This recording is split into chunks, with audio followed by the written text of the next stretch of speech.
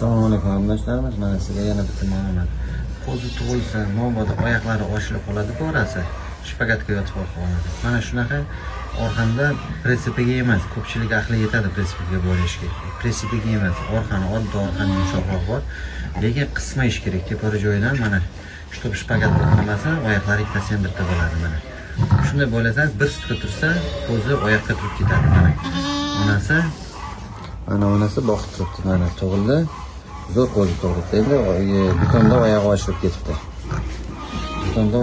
ketibdi. Mayli. Mana shunday bo'ladi. Nasibda bir kunda yaxshi bo'lib ketadi. Videosini keyin tashlab beraman, yurib yurgan. Bir kun, ikki kun yo'q.